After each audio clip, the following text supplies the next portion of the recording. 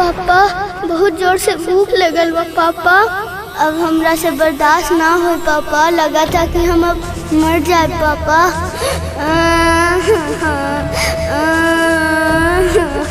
चुप रहा बेटी।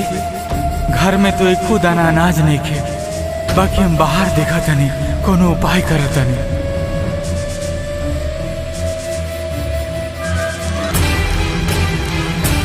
बेटा बेटी भूखल रोबे, हथवा में लेके थारिया।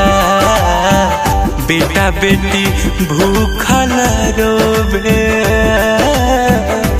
हथवा में लेके थारिया।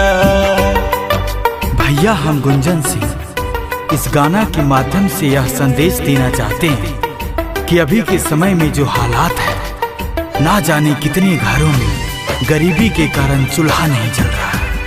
लोग भूख से तड़प तड़प कर मर रहे हैं। आप लोगों से जितना हो सके इंसानियत के नाते किसी को भूख से ना मरने दें, क्योंकि हम सब खाली हाथ आए हैं और खाली हाथ ही जाएंगे।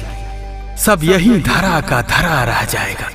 जरा सोच के देखिए साथ क्या जाएगा।